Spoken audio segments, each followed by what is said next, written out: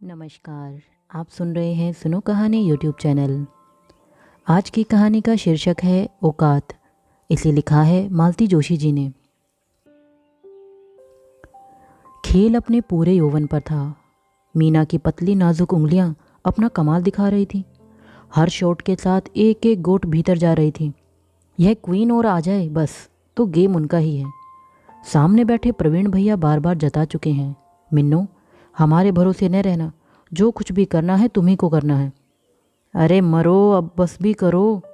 Cooler की घरघराहट को भेदती मौसी की उनींदी आवाज़ उभरी। कसम है जो इस खटखट के मारे जरा भी आंख लगी हो। मम्मी अब झूठ तो मत बोलो, रीता ने तपाक से जवाब दिया। 1 बजे जो मुंह ढाँप कर सोई हो तो पूरे 3 घंटे बाद तुम्हारी आवाज़ सुनाई दी है। तो क्या 4 बज गए? मौसी ने मन ही मन हिसाब लगाया। अरे तो अब चाय वाय भी बनेगी या खेल ही होता रहेगा? शॉट लगाते हुए मीनू का हाथ अकारण ही कांप गया। चांस बेकार चला गया। नीता ने लपक कर स्ट्राइक उठाते हुए कहा, मम्मी अब प्लीज़ डिस्टर्ब मत करो, इतनी दोपहरी में तुम्हें चाय की पड़ी है। मीनू जानती है कि एक बार चाय की तलब होने पर मौसी से मिनट भर सब्र नहीं होगा। उसने कनखियों से देखा। मामा जी की रिंकी पिंकी उपन्यासों में ऐसा सिर डालकर बैठ गई हैं मानो वह कोई कोर्स की किताब हो और इम्तहान एकदम सर पर हो। अलीगढ़ वाली सुषमा जीजी अच्छी खासी मीनू के पास बैठकर खेल देख रही थी। मौसी के जागते ही वे चादर ओढ़कर वहीं फर्श पर लंबी हो गई थी। रोहित मोहित तो लड़के थे, उन्हें कोई खतरा ही नहीं था। मीनू, मौसी की अलसाई पुकार आई। मीनू जैसे इसके लिए तैयार ही बैठी थी, एकदम उठ खड़ी हुई। आहा कैसी रानी बिटिया है, बस यही है जो मेरा दर्द समझती है, बाकी तो सब बस खाने भर को हैं। अरे गेम तो पूरा करती जाओ, तीनों साथी चिल्लाए। नहीं अब मन नहीं है, तुम रिंकी पिंकी को बिठा लो। अब मन क्यों होगा, मम्मी ने तारीफ जो कर दी है। सच mummy you are a perfect bore. Kitchen में जाते हुए मीनू नीता का भुनभुनाना सुनती रही, सुनकर अनसुना करती रही। पर उस आवाज़ को वह कैसे अनसुना कर दे जो बड़े विश्वास के साथ, बड़े अधिकार के साथ केवल उसके लिए उठती है। पिछले 15 दिनों से यही सब तो हो रहा है। वह बड़ी ललक के साथ यहाँ आई थी। वैसे तो इन दिनों शादियों में जाना उसने छोड़ ही रखा है। ऐसे अवसरों पर अपने अभाव और अधिक कचोटने लगते हैं और जहाँ जाओ उसकी अपनी शादी की चर्चा छिड़ने लगती है। लोगों की बातें सुन सुनकर अपने पर ही करुणा उपजने लगती है। पर यहाँ आते हुए उसका मन उत्साह से भरा हुआ था। नीता की शादी थी और नीता सिर्फ उसकी मौसेरी बहन नहीं थी, हम उम्र होने के नाते सखी सहेली भी थी। इसलिए तो मौसी ने उसे 8-10 दिन पहले ही बुला लिया था और वह भी चली आई थी। वह तो यहाँ आकर पता चला कि मीनू की ज़रूरत नीता को नहीं, खुद मौसी को थी। आते ही उसके सामने ढेर सी साड़ियाँ पटक दी गई थी। किसी पर गोटा टकना था तो किसी पर फूल पत्ती काटनी थी। फॉल तो खैर सब में ही लगनी थी। नीता की अटैचियाँ जमाने का काम भी किसी ऐरे गहरे को नहीं सौंपा जा सकता था। फिर शादी वाला घर था, ढेर के ढेर मेहमान और उनकी उतनी ही फरमाइशें। कोई चाय मांग रहा है तो किसी को कॉफ़ी चाहिए, किसी को नींबू पानी चाहिए तो कोई लस्सी के लिए कलप रहा है, कोई काली कॉफ़ी में नींबू डालकर पी रहा है तो किसी को शक्कर की बीमारी है, फीकी चाय चाहिए। ये नखरे भला नौकरों से झिलते हैं। रसना के दर्जनों पैकेट खोलकर तरह तरह के शरबत घोलना क्या नौकरों के बस की बात है? मीनू ही बेचारी चक्कर घेनी की तरह घूमकर सबकी फरमाइशें पूरी करती रहती है। 3-3 नौकर हैं भी तो किस काम के, उनका सारा वक्त खाना बनाते ही निकल जाता है। और फिर मौसी को उन लोगों पर विश्वास भी तो नहीं है। सब लोग मगन होते हैं चित्रहार में कि मौसी को एकदम सनक सवार होती है। मीनू बेटे जरा रसोई में झांक तो आ, रामचरण तो अपना जाना परखा है, पर इन दोनों छोकरों का कुछ नहीं, मुझे तो मरे उठाई गिरे लगते हैं। फिर मेहमानों से मुखातिब होकर कहेंगी, मेरा तो बस इसी पर वश चलता है, ये मेरी महारानियाँ तो 24 घंटे टीवी से चिपकी रहेंगी। माँ मर भी रही होगी तो कहेंगी, जरा रुक जाओ, ये सीरियल ख़त्म हो जाने दो। अच्छा है हमारी मीनू को अभी ये टीबी की बीमारी नहीं लगी। मौसी जैसे इस बहाने सबको जता देना चाहती है कि मीनू के घर टीवी नहीं है। वह शर्म से गड़ जाती है। रसोई से लौटकर भी वह फिर सबके बीच बैठकर चित्रहार देखने का साहस नहीं जुटा पाती। घर में इतने सारे लोग थे, रोज़ ही सैर सपाटे का प्रोग्राम बनता था, पर मीनू का जाना नहीं हो पाता था। सुबह अगर वे लोग स्विमिंग के लिए जाते तो मौसी कहती, मीनू तुझे तो तैरना नहीं आता ने, तू ऐसा कर अपने मौसा जी को चुपचाप ऑमलेट बनाकर खिला दे ऊपर के कमरे में हीटर रखा है, देख किसी को कानो कान खबर न हो। शाम को लोग बाग घूमने के लिए निकलते तो मौसी को याद आ जाता, अरे किशमिश चिरौंजी तो अभी साफ़ ही नहीं हुई, अब यह काम भला नौकरों पर छोड़ा जा सकता है? मरे आधे तो गटक जाएंगे। हॉल में वीसीआर पर कोई फिल्म चल रही होती और मीनू भीतर वाले बरामदे में बैठकर हलवाई के सामान की लिस्ट बनाती होती। अपने सुंदर अक्षरों पर तब उसे बड़ी कोफ्त होती। शादी का घर था, कामों की तो कोई गिनती ही न थी। मौसी उसे एक क्षण भी आंखों से ओट न होने देती थी। सबसे कहती फिरती, जिज्जी की लड़कियां सचमुच बड़ी सुगड़ हैं। सुगड़ और शालीन स्वभाव तो ऐसा है जैसे मक्खन, ये हमारी देवियां तो नाक पर मक्खी नहीं बैठने देती। मक्खन है तभी तो जरा सी तारीफ पर पिघल जाती है। मीनू को अपने आप पर कोफ्त हो आई। वहाँ सब छोटे बड़े आराम फरमा रहे हैं, चाय बनाने का ठेका जैसे इसी ने ले रखा है। तो इस पर सितम यह है कि बर्तन सबके सब मांजने को हैं, ढंग की एक पतीली भी नहीं कि चाय चढ़ाई जा सके। नौकर हैं तो अपने किस काम के, वक्त पर या तो गायब रहेंगे या उसकी आवाज़ पर कान ही नहीं देंगे। उसकी औकात जानते हैं न। हार कर उसने एक पतीली साफ की। अभी तो कप प्लेटों का भी जुगाड़ करना पड़ेगा। वहाँ सब की सब महारानी बनकर बैठी रहेंगी, किसी से यह भी नहीं होगा कि आकर ट्रे ही लगवा दे। अम्मा शादी से एक दिन पहले पहुंची थी। आते ही मामा जी ने उल्हाना दिया था, जीजी तुमने क्या बिटिया को बांदी बनाकर भेजा था? छोटी जीजी उसे दिन भर नचाए रखती है। अम्मा तो निरी गऊ है, सुख दुख तो उन्हें व्यापता ही नहीं। बोली, अरे तो क्या हुआ, काम करने से कोई घिस थोड़ी ही जाएगी। शादी का कामकाज कोई बाहर वाले आकर थोड़ी ही करवाएंगे, वो तो अपने को ही करना पड़ता है।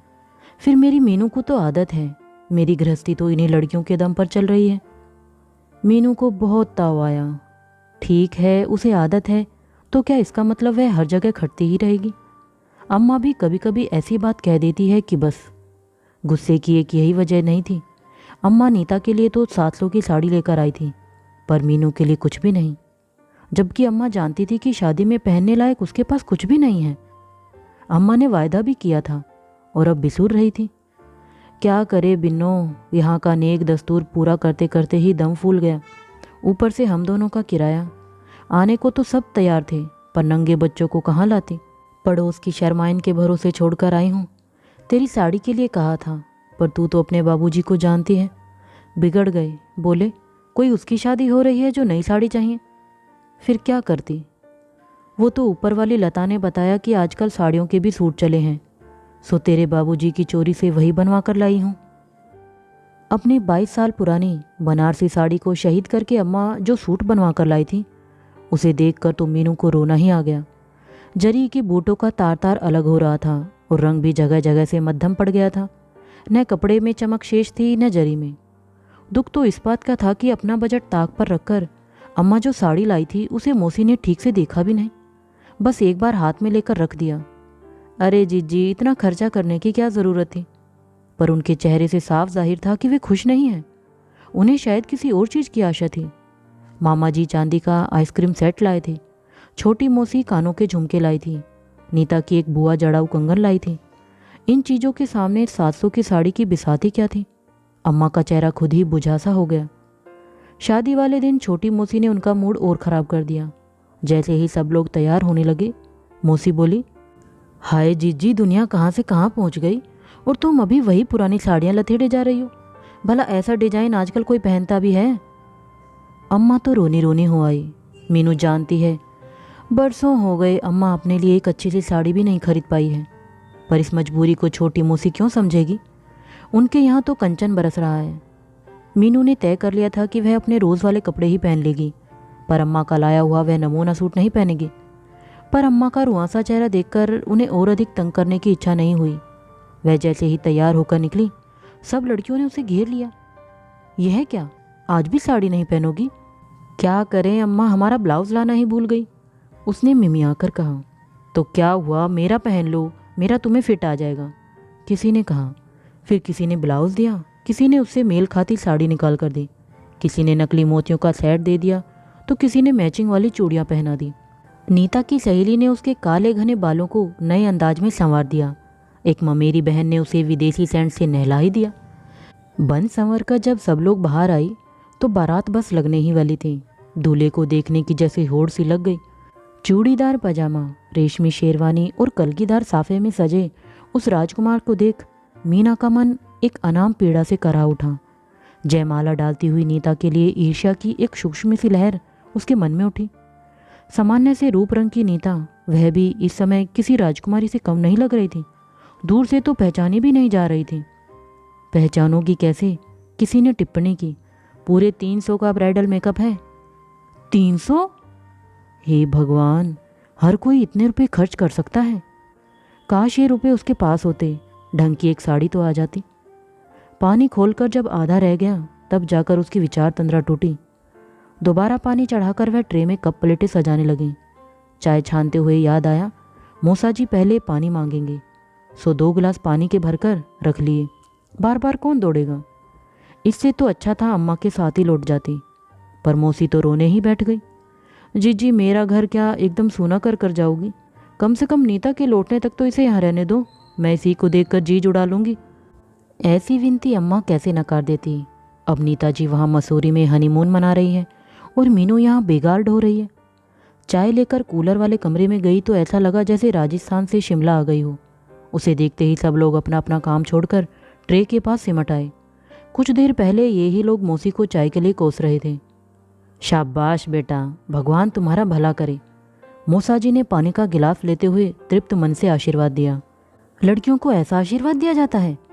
मौसी ने कहा। ऐसा कहो कि भगवान करे तुम्हारे हाथ भी जल्दी से पीले हो जाएं। वैसे हमारी मीनू जिस घर में जाएगी उजाला करेगी।